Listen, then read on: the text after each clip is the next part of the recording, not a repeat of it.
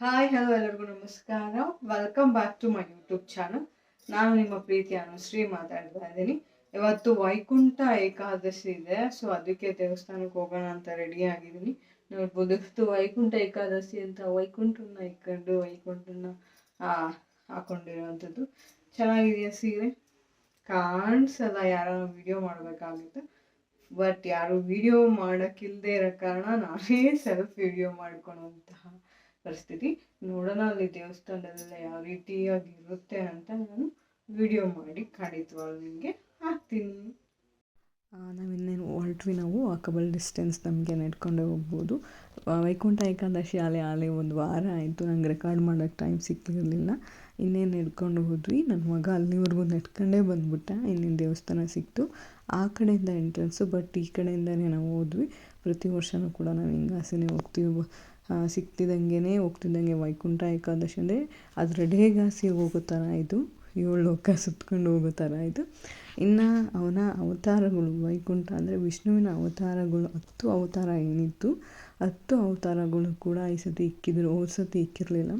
10 ಅವತಾರ ಅಂದರೆ ಮತ್ಸ್ಯ ಆಗಿರ್ಬೋದು, ಕುಮಾರ, ವರಾಹ, ನರಸಿಂಹ, ಮತ್ತು ವಾಮ, ಪರಶುರಾಮ, ರಾಮ, ಬಲರಾಮ, ಕೃಷ್ಣ, ಕಲ್ಕಿ ಅಂದರೆ ಈ ಮೂವಿ ಬರ್ತಿದೆಯಲ್ಲ ಆ ಥರ ಅಲ್ಲ, ಕಲ್ಕಿ. ಎಷ್ಟು ಅವತಾರಗಳಿದೆಯೋ ಅಷ್ಟು ಅವತಾರಗಳನ್ನು ಕೂಡ ಇಕ್ಕಿದ್ರು. 10 ಅವತಾರಗಳು.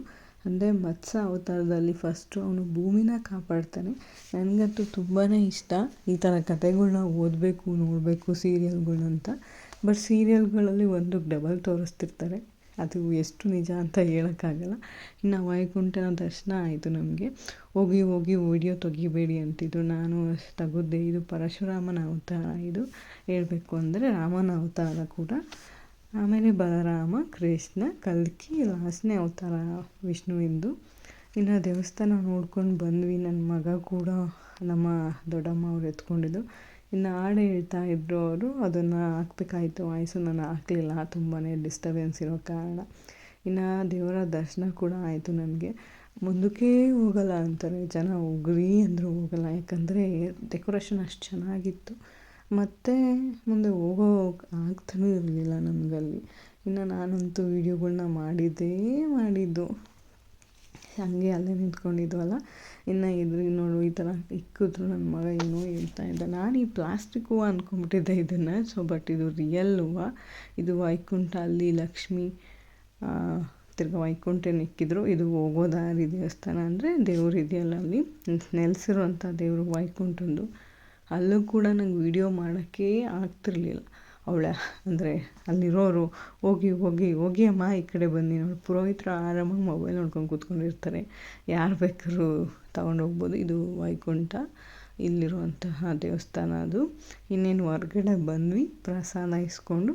ಅವಲಕ್ಕಿ ಪ್ರಸಾದ ಇದು ಹೊರ್ಗಡೆ ಇರೋವಂಥದ್ದು. ನಾವು ಆಮೇಲೆ ಹೊರ್ಗಡೆ ಬಂದು ನೋಡಿದ್ವಿ. ಇಲ್ಲೊಂದು ಆಂಜನೇಯನ ಇಕ್ಕಿದ್ರು. ನನಗೆ ವೀಡಿಯೋ ಮಾಡೋಕ್ಕಾಗಲಿಲ್ಲ, ಯಾಕಂದರೆ ರೋಡಲ್ಲಿ ಇರೋದು ದೇವಸ್ಥಾನ. ಅಷ್ಟೇ ವೀಡಿಯೋ ಆಗೇ ಹೋಯ್ತು. ಬಂದ್ಬಿಟ್ವಿ ಮನೆಯಲ್ಲಿ. ಸೊ ಯಾರೆಲ್ಲ ನನ್ನ ಚಾನಲ್ ಇಷ್ಟ ಆಗಿದರೆ ಲೈಕ್ ಮಾಡಿ, ಸಬ್ಸ್ಕ್ರೈಬ್ ಆಗಿ.